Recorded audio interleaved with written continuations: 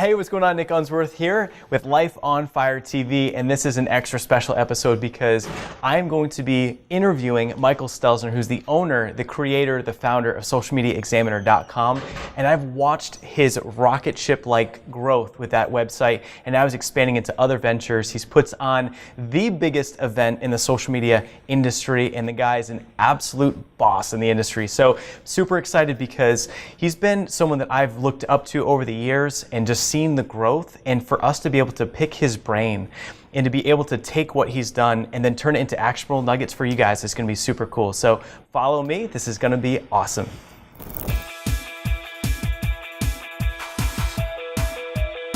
Hey, what's going on? Nick Unsworth here, and I'm a kick-ass business coach, and I'm on an absolute mission to help you find your purpose in life, to help you love what you do for work every single day, to help you be the rock star that you are meant to be, to make more money than you ever thought was possible, and to have more time freedom so you can actually enjoy the life that you're living.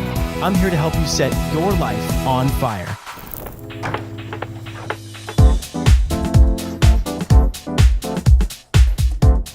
Hey, what's up, man? Good to see you, brother. Welcome to Social Media Examiner headquarters. Awesome. How you doing?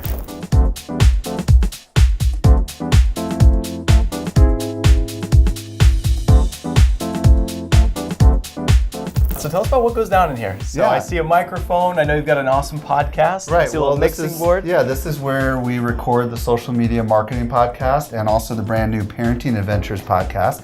This machine over here is the machine that we use to do all the editing and recording, and this is my primary Mac over here, where I edit all the articles for Social Media Examiner. So you have the final edit on everything that goes out. Yeah, I mean, pretty much we have a big editorial team behind the scenes of about 8 people that works on every article. Wow. But what I do is I write the headlines and I write the openings, and I do kind of some quick reviews of every single article, and I do that every week for both of our publications. And as far as headlines go, is that a natural talent that you've had, or is that something that is there a way to practice that, or how do you refine the craft of headlines? If you look back here, my first book I wrote back in about 2005 or 2006, which is on writing. Okay. My background is as a writer. Yeah. So I came into this space with a bit of a skill. Yeah. So I would say it's something that I've refined. I wouldn't say that it's like an innate gift in me, but I would say that I learned how to do it over a long period of time. Okay. What about any tips for someone as far as like headlines? Like what have you found over the years? Well, how-to stuff is really what everybody wants in my space. Yeah. For example, for a parenting thing, here's a book that we've got on the art of roughhousing. So I might do something for my kids' adventures about how to throw your kids in the air, or how to make your kids more resilient by tossing them in the air. You know what I mean? Or for Social Media Examiner, we might do something like 7 tips to improve your Facebook engagement. Okay. So things like numbers tangible really work because people are like, okay, well, I probably know 1 or 2, but maybe I don't know 7, so I'm going to go and I'm going to read them. Another quick tip is after the headline is always to ask a couple questions. Okay. So if you look, now, would that be in the opener on the top of the blog? Or? Absolutely. Yeah, okay. So if we were going with the idea of 7 tips to improve your Facebook engagement, the opening question might be, is Facebook not working as well as it used to for you? Gets the conversation in their minds going a little bit. Are you looking for some tangible things you can do to improve it today? Nice. This article will reveal 7 ways to transform your Facebook engagement. Keep reading to learn more, something like that. That's cool. That's a good nugget. I think that just interesting with headlines. I think about subject lines in emails or headlines, and sometimes I'm just kind of looking over at the industry, but it's really just almost winging it versus having like a little bit of a framework like that to work from. But what would you suggest is for someone that has a blog or even with email copy? Is there resources or how would, if they don't have a writing background or a skill, like any tips on just where to firm up that knowledge or get better? Yeah, I mean, one of the first things you can do is grab a magazine that you respect, like Fast Company or something, or Entrepreneur, and look at TMZ is what Eric likes, the video guy. and just look at the headlines that they have on there, because those are designed to sell magazines. And they put those headlines on there, and you can just sub out the keywords for your words. Okay. So how to achieve blank with blank, or 6 ways to do this with that. Yeah. These are interchangeable kinds of headlines that you can use over and over again. Or 6 tips, 6 ways, and how to. I mean, those are like the 3 things that we use over and over. You could look at Social Media Examiner or mykidsadventures.com and just look at what we use, and that's part of the reason why we are as successful as we are, is because they draw people in. Yeah, and I think what's so cool is, I mean, one of the things I've always gravitated to is that they're so rich with images and then the step-by-step. So my brain, I'm very much like a how-to thinker, so I've always really resonated with that. But now that I think about it in this way, I mean, I can see how just everything being in that structure, it can make it so much easier for readability and things like that. A couple other quick tips. In the opening paragraphs, each paragraph is a sentence. So, and we typically have a little image in the upper right-hand corner of some sort of character, like our little Scout logo dude. Yeah. This little guy right here. We typically have him doing something, like, for example, if it's a podcast interview, maybe he's holding a microphone. Yeah. And all these little things are just little images that kind of say the topic of the article is X. Yeah. And that also pushes the article column a little narrower and allows one sentence to look like one paragraph. And it's very easy for the eye to flow in.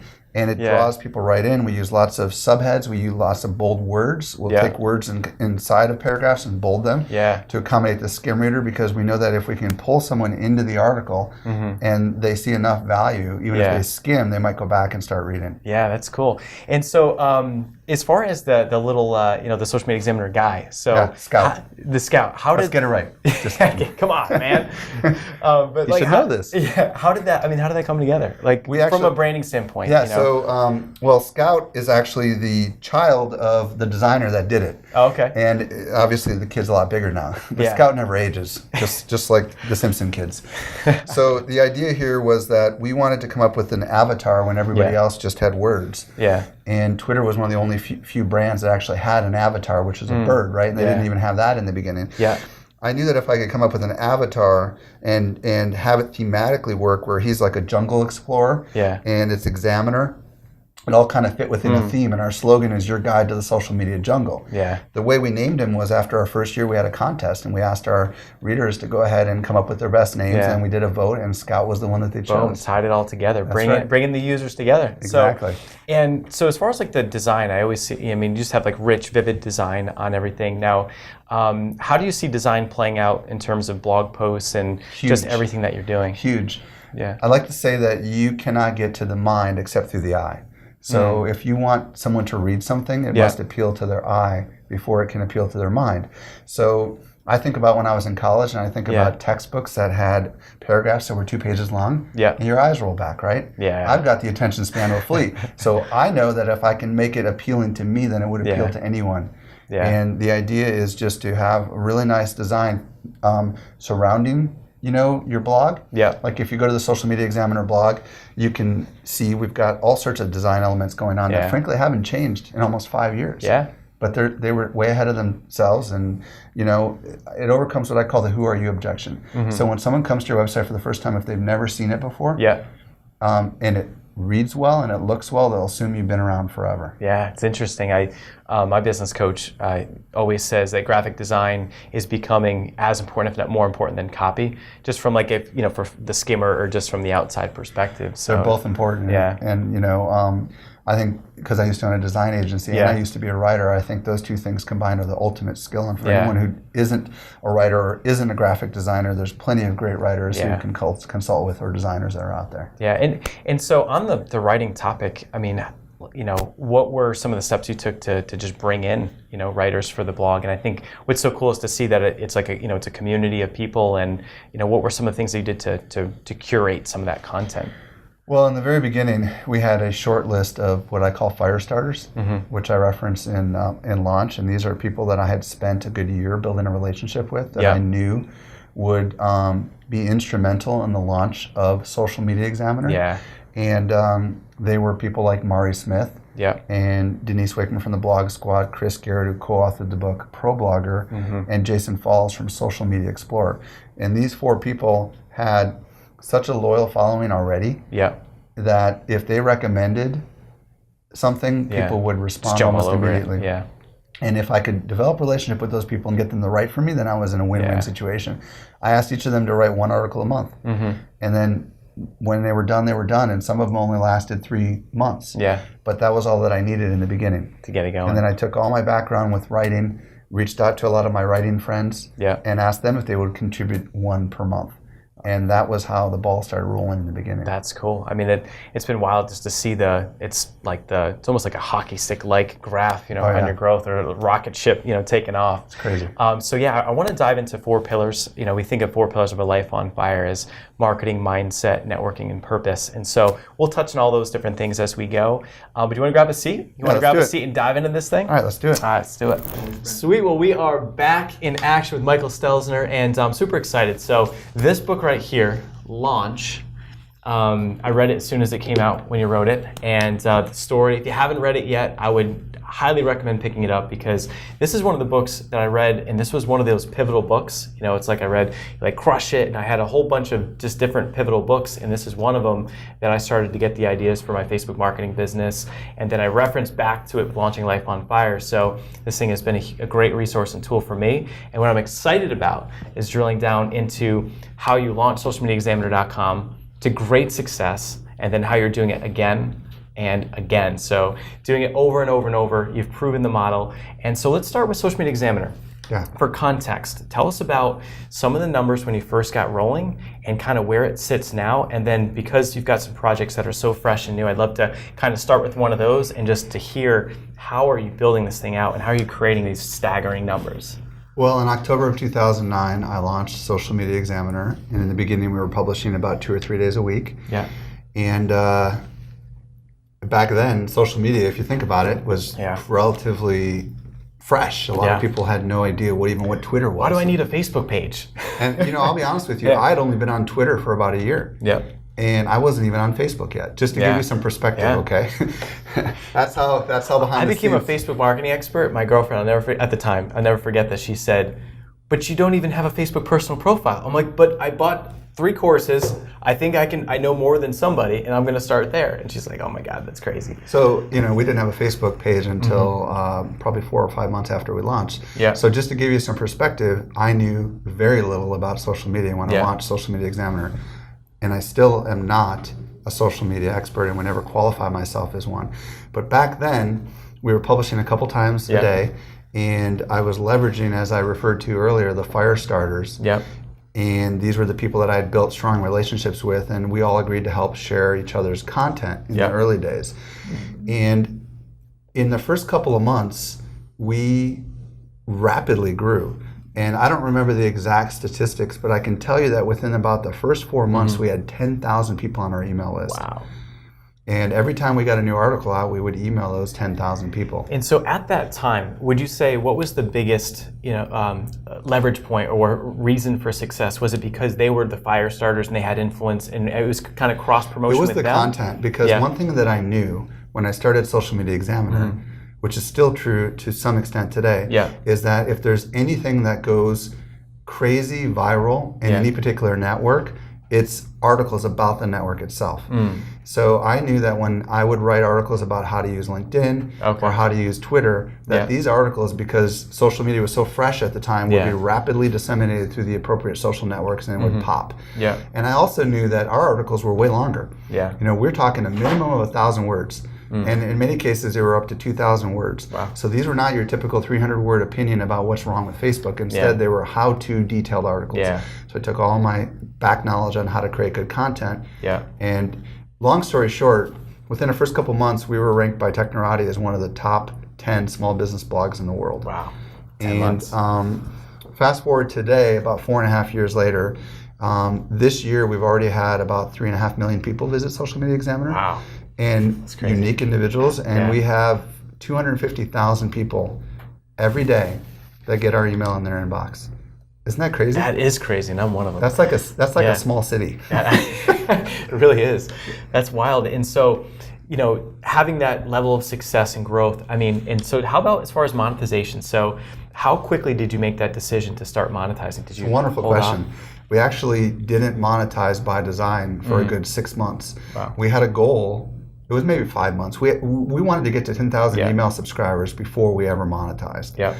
Because I knew, and it's something I talk about in Launch, that to grow, it's a simple formula. It's great content plus other people minus marketing messages. So every time you put a marketing message out there, it's kind of like those flaps on the wing of an airplane, and it slows down everything. Yep. So in order to accelerate the growth, it had to be perceived to be a movement with no commercial gain. Right. So that's what we did. That's huge. A movement with no commercial gain, and that, the elevation principle, if you will. I just remember reading that, back in the day when the book came out and thinking, man, that's so smart. And then to see, I think a lot of people have followed suit, but to put it in terms of more of a movement, I think is a huge takeaway, because a lot of times people will just give, but it's like they're giving knowing that they're trying to just backdoor the email somewhere else, So it's almost like, starting without any inkling of taking. It's just the full. Yeah, and I want to talk about that for a second. The idea of using content as a lure, or as a bait piece to get someone to do something. This is what's wrong with marketing today. Yeah. And consumers are extremely smart. Yeah. And they're very quick to abandon. And today they've got many choices, right? There's no shortage of bloggers out there. Yeah. So if you want to stand out in a noisy world, don't hide your things behind a wall that they have to put in their name and email address for. Instead, put out so much great content for free that they'll say, how much more will I gain if I sign up for their list so I don't miss another piece? That's huge. See the difference? Yeah, and what's crazy about that is that you've got people that are choosing to opt in instead of being almost tricked. Right. You know what I mean? And saying like, oh, you can have this great shiny object, but you got to opt in. And it's interesting because that mentality, it's still giving, but it's like the lure versus you're just saying, hey man, I'm just going to hook you up. It's giving in a way that's simply convenient for people, because it's like if they come to your site and they love the content, they start browsing through it and they see how much great stuff there is, then they might say, well, I don't want to miss a future one. Right. So in reality, it's the missing out component. Yeah, that's crazy. And it's like, to have that level of email list growth without really pushing that hard on the email is really cool. And I would have to guess that your unsubscribe rates would be much lower than when you're luring people in. And well, I'll give you a little context. We've had 600,000 people subscribe to our list from inception. Yeah. Okay. Now it doesn't mean that we had 600 and we lost it. The way it works is we get about 500 new subscribers every day. Yeah. And we get about 200 unsubscribes every day. Yeah. Because the frequency concept there, right? Like the fact that we go 6 days a week in your inbox, some people don't want to do that anymore, so they unsubscribe. Just recently, we decided to do a weekly digest. Okay. So we now have thousands of people that are getting our weekly digest, but it wasn't very easy to do in the early days. Right. Now we have a staff. So is that a separate subscribe for the weekly? Or is it? Yes. Okay. So we don't ever allow anyone to get on the weekly. They start on the daily, and then if they want to leave the daily, we give them the option to move to the weekly. And where are you finding that the traffic is? Is the traffic from other people sharing socially, or how would you say that the mix of the traffic and where you're seeing the most benefit? For us, social shares are a huge component to what we do. Yeah. SEO, we don't design for SEO, we design for humans. And we've always been that way. But because search and social are now so intricately tied, search credits us the benefits of all the social. Do you understand where I'm going with that? Sweet. Okay. Because now, with Google Plus in particular, search wants to reveal the content that is highly socially shared because it's a human proof, social proof element. Right. So our stuff comes up extremely high. So you're saying that the social sharing is your biggest factor for the SEO benefit? Absolutely. Okay. Because we get more social shares per article on average than even Mashable does. Wow. But Mashable publishes like 40 times a day. We publish 2. Right. So the benefit here though is do not underestimate social. Yeah. We are using the Yoast SEO plugin. Yeah. And we are optimizing our content with Facebook Open Graph images. Okay. We're optimizing our content with Twitter cards. These are all visual elements that you can control how the article is shared across different social networks. And of course, we're putting the keywords and all that kind of stuff in there for search. Okay. But and search is a significant portion of our traffic. Okay. It goes search, then it goes direct, and then it goes the social networks. Okay. But if you combine all the social networks, it's a significant. It's a big number. Yes. And so on the keyword side, I mean, in your spot, it seems like you've got so many people that are writing for you guys, and you're would you say you're picking and choosing? I mean, oh yeah, we get about 20 people a week that want to write for us, and we only publish 10 a week. Okay, and so are you looking at and reading through that and then determining some keywords and doing keyword research in that too, or is it more okay? Yeah, so we have a whole team that does that. Okay. Basically, what happens is once the articles come in, and it goes through an editorial calendar, and we kind of know what is going to work based on survey research, and we can get into that if you want. But the idea here is once an article comes in, like for example, if somebody wrote an article about YouTube, and a new feature in YouTube, our SEO team is going to look for keywords that ought to be somehow maybe in the headline. Oh, wow. And they'll put them in the headline initially, and then I'll see what those keywords are, and I'll tweak the headlines. Okay. But all we really do is focus on a simple keyword phrase. Sure. And a short summary description, and that's about it.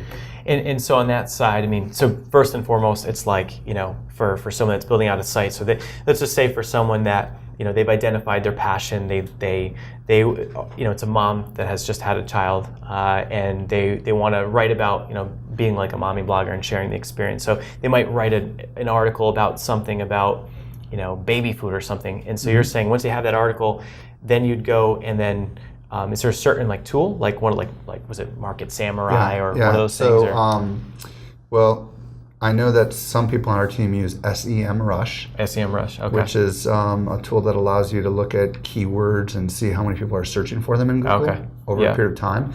But Yoast also has some basic functionality built into it. Okay. That won't tell you whether keyword X or Y is powerful. Yeah. But it will tell you if you're going to use keyword X like baby food, you know, how to select baby food or baby food selection, then it's going to check your post to make sure that you're using that phrase appropriately enough in different places. Sweet. So it'll tell you, okay, are you using it in the headline, are you using it in the permalink, are you using it in the opening paragraph, and how many other times have you done, and it goes red light, green light, orange light kind of thing, and you can just optimize the post to get to green. Okay. And it will tell you if you've already written a couple posts on that you need to pick a different topic. Yeah, wow, that's really cool. So it sounds like that's a great tool, free. And it's free.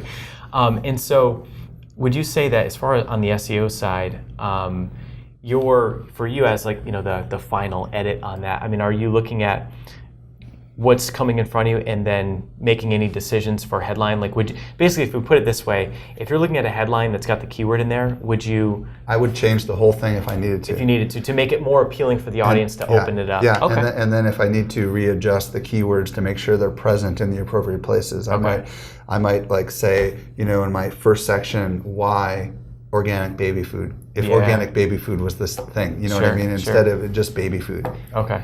Okay, and then as far, I mean, on the SEO topic, this is just so interesting because I think it's hard to find really good SEO resources, and for you to have that kind of traffic and then duplicate it again on these new projects that we'll get into. Yeah.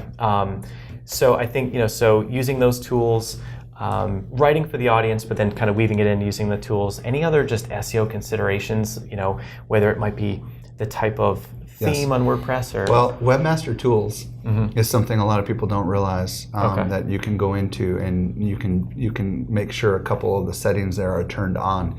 Webmaster Tools, for example, we had a website that was down for a couple days. Okay. And all of a sudden Google search came back with all these errors. And you would think that it would just auto-correct itself, but that's not how it works. We had to go into Webmaster Tools and we had to say, Google, we're okay now, please show us again in the search results. So Webmaster Tools has a whole bunch of things in there that can help you that are not obvious kinds of things. And it's a free tool from Google. Really? And you can register your website there, and there's all sorts of little things that you can control inside of Webmaster Tool, and there's this thing called schema.org, and I'm not a total expert on it, but the long and short of it is you can go ahead and identify special information like the author of the article. Okay. Have you ever seen a Google search result where it shows the picture of the author next to it? Yeah. And maybe it even shows a little 5-star kind of rating. Yeah. Those are all controlled by schema. Really? And this is all stuff that can be figured out with Webmaster Tools, and like I said, I'm not an expert on it. But these are the kind of things if you want to go deep. That makes you stand out, you know.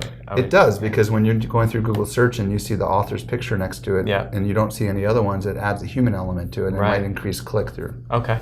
And so, all right, so, you know, anything else on the SEO side or any other tips? The other thing is if you have a Google Plus page, is to make sure that you claim your website as a publisher on Google Plus. Okay. Google Plus is obviously part of Google search and the whole Google brand. Yeah. So you add a little piece of code to your blog, and it identifies it as the official source, quote unquote, for your brand. Yeah. And somehow all these things tie together inside of Google+.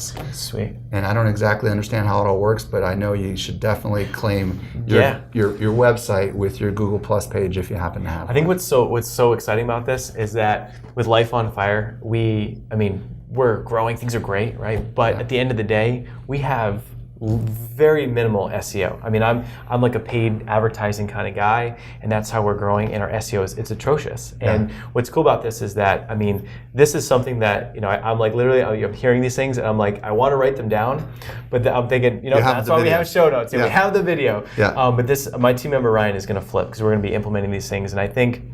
What's social super optimization, cool, by the way, is a huge topic too. Well, let's dive into that. So how would you optimize that for social? Well, first of all, let's start with Twitter. Yeah. The most basic thing is to just make sure you have some sort of plugin on your website that will automatically put your Twitter ID in the tweets. Okay. So I like to use Digg, D-I-G-G. And that's your social sharing plugin with the... Yeah, and you can turn on all the appropriate social channels, but the critical thing to do in any of these plugins is to make sure that you include your Twitter ID in there. Yeah. Because what this will do is it will allow people to find the source of your article and follow you on Twitter. And a lot of people forget to put their Twitter ID in there. So you're getting the benefit of it sharing, but no one even knows, or they're not following you. Another cool thing is Twitter has the option to, after a tweet, say follow Twitter character X. So you can actually, with these things, say follow us on Twitter after they've tweeted it, and they can click a button and become a follower of yours instantly on Twitter. Cool. Now, and Twitter cards are something that I'm releasing a podcast episode on. Okay. If you look up social media marketing, by the time this recording comes out, watch my podcast on Twitter cards. Okay. But the idea with Twitter cards is you can install a plugin called JM Twitter Card. Okay. And what this allows you to do is it allows Twitter to go to, when you tweet stuff, to go more than just 140 characters. It'll pull in what's called a summary card, a 70-character headline and a 200-character summary and a picture. Really? Big or small, into tweets. So all of a sudden your Twitter tweet has gotten much larger, and now people can see summaries of it. Now, when they're seeing that on does it actually appear larger? Yeah. So it stands out a lot more than... Like if you go to kids_adventures and you just hit the summary button on twitter.com or in your Twitter app from Twitter, you'll see huge images that are like 800 by 600 pixels, and then the summary underneath. Almost like when you put in a URL on Facebook and it kind of pulls in the data. It's the same thing with Twitter now, called Twitter cards. That's awesome. Now Facebook uses something called Facebook Open Graph, and with every post that you come out with, you can declare an image to be the Open Graph image. Yeah. And have you ever been on Facebook where sometimes there's really big images with text underneath it, sometimes there's little images? Yeah. Well, the big images, that means those blogs are optimized to display a special image. It doesn't even need to be in your blog post, just for Facebook. So Facebook will allow the image to be rather large. I think about 700 by 300 pixels or something. Crazy. Ours are the little squares. Yeah. You know, so basically, if you put a link into a status update, in my case right now, it pops up as a little square and then at the text. So you're saying using that, it pops up as the big image, the text below. If you go back to this Yoast plugin, YOAST plugin, they allow you to set what's called an Open Graph image for every single one of your posts. Oh, sweet. And then basically when you share on Facebook, you'll see the big image instead of the little image, and in that image you can put words. Yeah. Right? So that's all of a sudden like free advertising on Facebook. Yeah. So the idea here is when you optimize your social, your articles with what's called metadata, like the stuff we've been talking about, Twitter cards, Facebook Open Graph, when you share it on those social networks, it'll appear bigger, and it'll increase the chances you'll drive more traffic back to your site. That's awesome. That's crazy. It just, the more I'm listening in on what you got going on, like on these tips, it's like every little thing we're not doing. So my goal, I was there. So my goal is, for Life on Fire is to implement these things. And my goal for you is to take these, and whether you're just getting your site up or it could be your personal blog, but to take these things and just dive in right away. Fast action. So I'm keeping on this marketing rift here. So we've got the SEO, some of the social, and what would you say are some other critical pieces to that just big momentous growth well, you've had? One of the things that you ought to consider doing is sharing your content more than once on Twitter in particular. Okay. And I'll be honest, we've been guilty of this for a while. You tweet it once, maybe you schedule with Hootsuite or Social Oomph, and then you forget about it. Yeah. Well, why not tweet it more than once? Because Twitter's like a stream, and people are only there when they're there, and they may miss it. Yeah. So you could take your content that is the most valuable content in your eyes, and how you perceive value could be based on total page views, number of social shares, or conversions. And using Google Analytics, you can determine which content meets your goals. Right. So for example, in Social Media Examiner, one of our goals is to get people onto our newsletter. Yeah. And we know which articles convert the best. Yeah. And those are the ones we share over and over and over and over again. And it's always new to someone who's never seen it, because a rerun is never a rerun if you've never seen it before. That's true. And so for you, I mean, where are you looking? What is your metric that you're looking at? Just the most shares? Or? No, we are looking at conversions. Oh, sweet. Okay. So in Google Analytics, and we've got a podcast episode that I did on this about how to do all this, but in Google Analytics, and it's from Andy Crestodino, who's an awesome guy. And he was the one on the show for that? Yeah, exactly. Cool. We'll reference that too. Yeah, the idea is to set up a goal, and basically, when someone fills out your email subscription form, you typically take them to a thank you page. Yeah. So Google gives you a little bit of code, so it can track all this fun stuff. Okay. And then what it can do is it can look at, for someone who came into article X, what percentage of them filled out the little form at the bottom that says get our newsletter, or the form on the side. It doesn't matter where they filled it out, but did they go from that article to the thank you page? Right. And you get a percentage, and maybe it's 1%, or maybe it's less than 1%. But those that have the highest percentages are the ones you want to keep sharing. Yeah. Because the most page views doesn't necessarily do anything for you if it doesn't support your business objectives. That's super cool. So it's funny that sometimes, as far as like tracking metrics or KPIs, like people look at, social sharing is something that's like an easy one, but really social sharing could do nothing for your business. So you're tying it all back to really the end game of the opt-in. Let me give you a quick example. Yeah. If you Google Instagram apps, we come up number 1 on Google. It's done nothing for us except brought us enormous page views, 5,000 page views a day for 9 months, okay? Yeah. 5,000 page views a day, everybody listening would kill for, right? Yeah. But guess what? It has a horrible conversion rate. Why? Because they come on there and they immediately leave because they found what they wanted, which is some Instagram apps. Right. So just because you had high page views doesn't necessarily mean you should do more of it. Right. And we learned that the hard way, because all you're doing is essentially bringing people in and sending them away. And if that doesn't help your business, if you're in display advertising business, like a lot of websites, that's fine, but we don't do that. Our business makes money by getting people on our list, and then ultimately through our events. Through your events, right. And then, so how about, one thing that I find interesting is the pop-up, right? So is there any advice as far as pop-up, or is that still working really well? Oh yeah. Yeah. You're talking about for email acquisition? Yeah. Yeah, so we have a bunch of different things that we do on our website, and I'll talk about each one of them briefly. Cool. On the homepage, we've got a really big graphic that says "Get Our Industry Report," and that's time delayed, I think, too, right? Or is it pop up right away? No, this is not a pop up. It's actually integrated into the homepage. Yeah. Okay. So you see it, and you have to scroll down. Yep. And that's a significant source of email acquisition. We've got on our sidebar, sign up for our newsletter, and then at the bottom of each article, we've got one, and then the pop up shows up only one time for the first time visitor to the website. So unless you have your cookies turned off, if you have your cookies on, it will only show up once.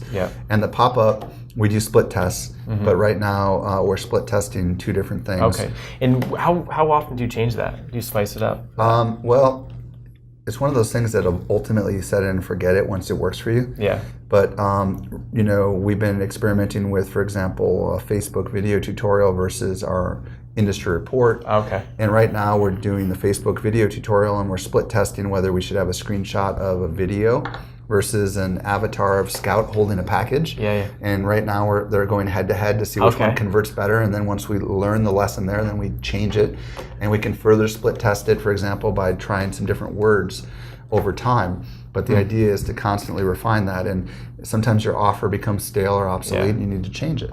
Now, how does Scout feel about that? Does he get a little cocky a little bit? Does he just complain. He thinks he's got the best offer? He's the perfect child. He never complains. That's cool. It's like a happy puppy.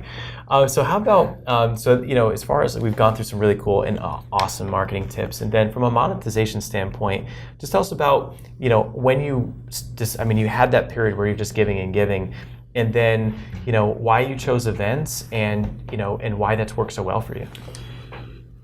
Well, first year in business, we did $1.7 million, which is pretty good for year one. Awesome. But we were not an overnight success. I've been in business for 18 years, and this is only a 5-year venture. Yeah. So I used to do events for my white paper days. When I wrote the book on white papers, I was teaching journalists how to write white papers. I was teaching marketers how to market with white papers.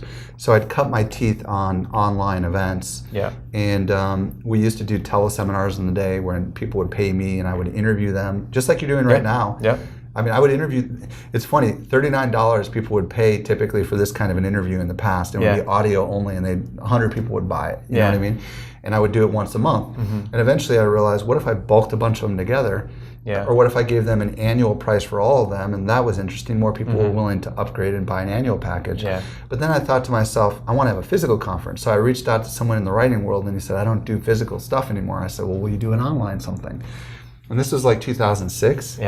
2007-ish. So I started the very first online conference that I'd ever heard of ever on the internet. And and we sold about 379 tickets at about $300 to $500 a pop. And people came, and it was basically a combination of webinar technology back then. But it was all grouped in like multiple sessions in a day, spread over weeks. And people said it was the best learning experience they ever had in their life. There's some guy who had a private island on Second Life, which some of you younger folks might not even know what that means, had parties and stuff, and it was crazy. People went nuts over this online learning and events. From the comfort of their own home. Exactly. So then we started to do more and more of these kinds of things, and eventually we started doing them on social media. And that's when I knew I was onto something. That's before we started Social Media Examiner. And what was that feeling like? I mean, it was just kind of, I mean, did you see the full picture? Did you know it was going to get this big this fast? Or what was your mindset at? Well, our biggest event has sold 400 tickets, and then we did one on social media and sold 700 tickets. And I'm like, holy cow, most money we ever made ever, you know? And I'm like, geez, people are really interested in this thing.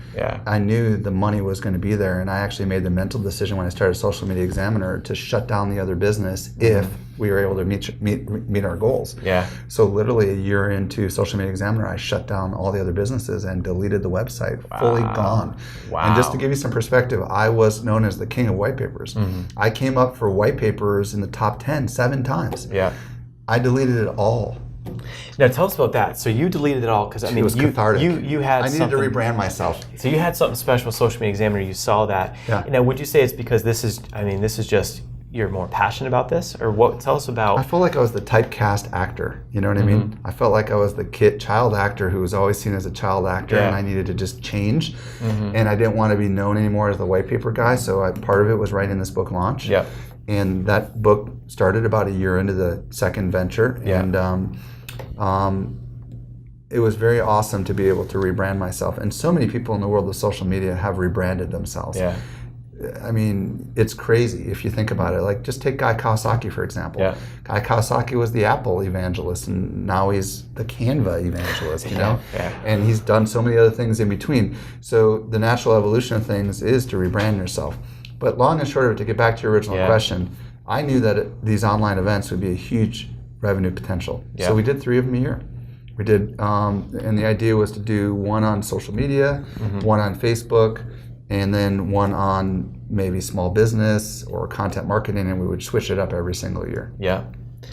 And so in the year one revenue, I mean, so your bulk, if not all of your revenue came from that, because you didn't really do display ads. All of it. Awesome. All of it came from events. And that was in the tune of, what was it, 1.7 in year one. I mean, that's pretty crazy. And then, so for someone that is, let's just say, and a lot of what we do with Life on Fire is our mission is to help someone figure out what do they love to do, what's their purpose, so that, you know, if they are at a job that they don't like, or they're an entrepreneur and they're struggling and it's hard, it's like, you know, we find that if you get in that alignment and it's fun, it's kind of like you shutting down the old business and it just looks like you're having so much fun with this, you're helping so many people and building a huge business and then moving on to the next one.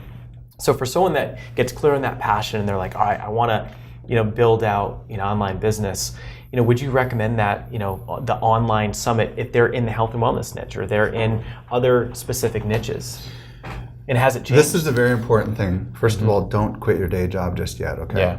Second, and like I knew that it wasn't until I started being able to track that I was going to be successful, I knew I could delete my old life, so to speak. But the other mistake that so many people make is what I call copying others who are successful. And not being who they really are. And I think that there are so many ways to be successful in business. It's a lot of work to do what I do. And it's a lot of work to do physical conferences. It's crazy amount of work. So if you don't have a background in doing events, I don't necessarily recommend you do it because you're going to set yourself up for failure. It's a huge huge target. Yeah. And very few people have ever been able to do what I've done, but it's because I have a big log of experience. So I would work within your comfort zone. Yeah. Maybe it means writing an ebook and selling it on Amazon. Maybe it means doing a video series and selling it on DVD. Maybe it means speaking opportunity. Sure. You know what I mean? And going on the speaking circuit. It's got to work within your comfort zone. And so many people have tried to copy the other people that they perceive as successful, have not been able to do it. Go down in flames. Too early. Yeah. So cool. So start small, still take that passion, but more bite-sized pieces. Just like I said earlier, I started just simply with telesummits where I was interviewing someone for 60 minutes. Yeah. But the key is to have an email list. Yeah. To what you asked me earlier, I built an audience first before I built a product. Yeah. And this is critical for anyone who's listening right now. Build an audience first. Understand what they want, and then build the product. I have been doing a survey every single year of my audience. And this year we surveyed 2,800 marketers. We call it the Social Media Marketing Industry Report. Yeah. You can find it at socialmediaexaminer.com/report 2014. And we made a 50-page report out of this, but we asked more questions that weren't in the report that were for our own purposes. Like, I'd most like to learn about this, or these are the things I'm struggling with the most. And we use that data to actually direct the kinds of content we create, the kinds of sessions we have at our presentations, at our conferences. So we know exactly what our audience wants. Other people, like our friends like Pat Flynn, have autoresponders set up where they just simply ask a question. What are you struggling with the most about X? And people are constantly hitting reply. And that allows them to create products and or content that's ideal for their audience. So if you don't have the audience, you're going to have to pay someone who does. Right. So build the audience first, and you can do that while you have a day job. Yeah, that's awesome. And then keeping their interest in the forefront, and it's, instead of, it's kind of like the cart before the horse. Instead of trying to go through and create products that they may or may not want, you're keeping it simple. Absolutely. Let them tell you what they want, and then boom, it's really congruent for them. So as far as the monetization, so you get the virtual events, in person. Tell us about the in-person events. So I was at the the last one, and touring the Midway. It was amazing. It was a huge experience. So Social Media Marketing World is it's our pinnacle event. It's our mega conference. We had 1,700 people about 1,700 to 1,800 people from 42 different countries around the world, and it was a 2.5 day conference, and it was one of those kind of conferences where you have like 9 simultaneous tracks going on. Yeah. And that is the most complicated thing in the world to do. Yeah. And we have a huge team that allows us to be able to pull that off. Yeah. But that really took, I think, our business to an entirely new level. And you were there and you saw it. And the people that were there were very high caliber people. Yeah. They were the people that I've been developing relationships with for years. Yeah. They're the people that I've had on my own podcast. Yeah. They're the people that have spoken at my online summits. They're the creme de la creme. Yeah. And I know that they're the people that people want to pay to come meet in person and hear from live. Yeah. And how do you think that has that impact of that event as far as like building community? Huge, because there's nothing that beats face-to-face interaction. Yeah, for sure. You and I had emailed before we met in person, but it wasn't until we met at New Media Expo, right? That was or at the airport on the way there. Yeah. That I really got to know you in a good way, which led ultimately to this. Yeah. So those are the kind of things that, while social is great and you feel like you know someone, it's not till you actually get a chance to shake someone's hands and look them dead in the eye that you can take a relationship to the entire next level. So it did really bring our community, our most loyal fans, together in a crazy way. And that's, what was so cool is, just from an attendee perspective, there was just so many people there. You brought like the whole darn industry together. So there's just such good connections and adds so much value. So it sounds like that's great for community. It's great for just taking the business to another level. And it can be profitable too. Yeah. So I know some people, sometimes big events are not a loss leader, but it's used to build up brand and things, but it doesn't always turn out. But you've found a way to make it. We don't do anything unless we don't ever sell anything unless we can make money. Yeah. And we give away so much value for free. With our podcast and with our blog, the gold standard, as others people refer to it, that if we're going to sell something, it has to be profitable for us because Yeah. it's cost us a fortune just to do what we do for free. Yeah. So we're very careful, and when we launched the physical conference, we decided to stop doing two of our online conferences. So now we do one online conference and one physical conference, and that's it, so that we can just do both of them extremely well. Right. And make sure that they're profitable. Yeah, not spread yourself too thin. So out of all the things that you're doing with Social Media Examiner, what is two things? One, what is what you just enjoy the most? Like what just lights you up the most? And then the next thing would be, what are some big opportunities or things where you see it's heading in the future? The company? Yeah. Okay, Yeah. And where? Yeah. So, and so from you're in the office, you're out at your events. What I love doing the most is podcasting, to be honest with you. In the olden days, I used to do video interviews at trade shows, and the good news about that is you get to meet the people. The bad news is it's got to be short and sweet, not like this. Yeah.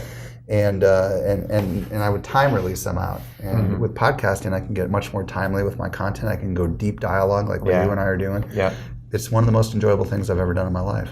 And what do you, as far as your show, I mean, what are you looking for guests, and how can our community support your podcast? I mean, I think first and foremost, just checking it out, writing a review. Yeah. And then, I think... Start by listening. Yeah. It's called Social Media Marketing. And we have a cool little thing called a verbal tweet, socialmediaexaminer.com/love. If you visit there, it'll say I recommend the Social Media Marketing Podcast, and it pops it right up onto Twitter, which is a cool thing anybody can copy. But the guests on the show are very, very carefully selected, and ultimately we use our podcast as a testing mechanism to see how our audience responds to expert X. And then we decide whether or not that person who's on that show ought to be considered to be someone on our speaking platforms. Oh, wow. Yeah. Wow. That's smart. It's a very, very steep curve to get on the show, you know what I mean? Yeah. And then to go from the show to possibly other opportunities. Sure. But the other thing that I'm really excited about that's coming in the future that I'm working on right now is my passion project called MyKidsAdventures.com. And I launched that in July of last year, so we're coming up on a year now. Yeah. I have not sold one thing. I have not advertised one thing. And I decided to commit 11 months to a year to create another movement. And that movement is all about empowering parents to have fun with their children. Busy parents who often are burned out and looking for creative ideas. Yeah. So we've, in the last month, had 100,000 people visit the site. That's crazy. And I'm launching a brand new podcast called Parenting Adventures. And that'll probably be coming out, well, actually that's coming out mid-June. Okay. So depending on when this recording is, June 13th. And that's something I'm really excited about. I believe that the addressable marketplace for the My Kids Adventure site is significantly larger than Social Media Examiner. That's awesome. So watch what I'm doing there and see what I'm doing there. Yeah. And how did you come to those niches? From your experience with your own kids? I was at Disneyland with my girls. I got 3 girls. And what ages for the girls? 12, 9, and 6. Okay. But it was about a year ago, so they were a little bit younger. And I said to myself, man, when was the last time I was here? Yeah. And I thought back, and I'm like, my youngest wasn't born. My middle one was in a stroller and was a baby. Yeah. And my oldest one was like 6. I'm like, where in the world has the time gone? And I said to myself, and by the way, I ultimately want to write children's novels. So you're starting to connect the dots here a little bit, okay? There we go. Children's adventure novels. Okay. So there's connections here. The platform's being built, and then... I always build the platform before the book. That's huge. And that's what I did with Launch. That's what I did with White Papers. Yeah. But moral of the story here is that I want, as a busy working dad, I have no juice left when I get home. Yeah. I wanted a site that I could go to find really fun activities to do with my children. And I built it because it didn't exist. Didn't exist, problem, and now you're solving it. Exactly. So that is really what I call my passion project, and it has been. But I've got the full support of Social Media Examiner. I've got 1.5 full-time employees and 1.5 full-time employees on the My Kids Adventures project. Yeah. And I've got 7 editors from Social Media Examiner working on it. Wow. So I've got the equivalent of 5 full-time employees working on My Kids Adventures. And it's fully funded by Social Media Examiner right now, but it will be really big. And so the model of you getting that off the ground, I mean, would you say it's similar to what you got in here in the same I reread my book. Reread the book. And I applied a lot of the new social components, obviously, that I've written about. And all you have to do is go to Social Media Examiner and type in the word launch in the search bar, and you'll see how I launched my kids' adventures. Awesome. And you'll see eventually how I'm launching my new podcast, because every time I launch something, Yeah. I write a detailed article about how I do it. Yeah, which is awesome. And I think, and so that being your passion project, one of the big, pillars of a life on fire is purpose. And you can see your eyes light up just talking about those things. I mean, it sounds like that's just, something that you enjoy doing, it's fun doing, it's helping people. What would you suggest for someone that maybe they're working at a job that they don't like, or they're an entrepreneur and they're struggling and it's hard and they're not doing what they love? Any tips about how to go about figuring out what is the passion project for them, or what's a purpose, or Well, first of all, I like to do things my way, and if it ever seems like icky or kind of weird, I don't ever want to do it. You know what I mean? So my purpose is to have a servant heart, and part of it's based on my faith, being a Christian, but the idea is just to give, and never expect anything in return. That's a model that works really, really well for me. And because you really don't need a lot of people to buy whatever it is you have to sell to be successful. So for someone who's listening right now that isn't sure what their purpose is, I would first ask yourself, what do you really love talking about? Or what do you want to bring people together about in an area that maybe you're not an expert, but you would love to bring together those people? Because I was not an expert in social media. I brought them together. So there's two ways to do it. Like, you can have the expertise, or you can bring the experts together. Either way works.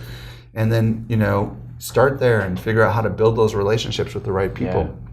And I just think that's what's so encouraging, is that for someone that doesn't have the experience, and for you, I'm not a parenting expert. Even in the beginning, you said, I'm not a social media expert, and yet you have the biggest, most authority site in the space, but you took a passion, and brought the right people together, which is really encouraging, I think, for a lot of people. Absolutely. Which is cool. So just, come up with a simple vision statement.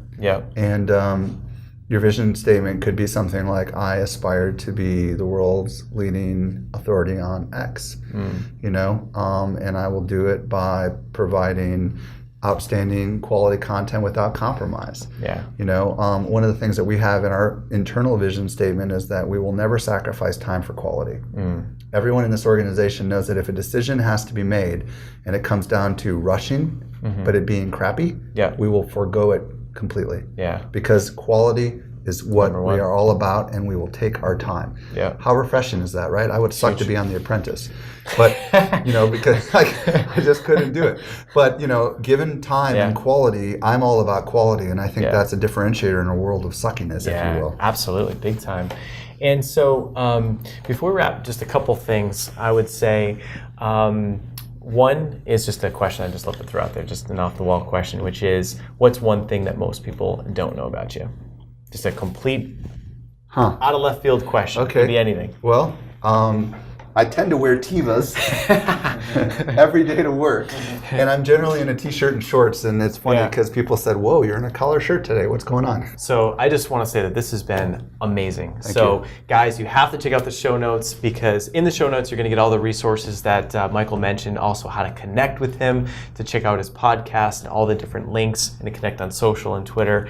And I just want to say a big, huge thank you, man, from everyone, because this has been, I don't want to I'd be so bold to say this has been one of the best we've had, but I'm going to say that because there are so many resources, and I think just as an action step, if you're building out your business and you're trying to build up your audience, takeaways being podcasting, takeaways being give out your content, get the book and just and follow his model, and then watch what you're doing on the new platforms. Any final comments before we wrap?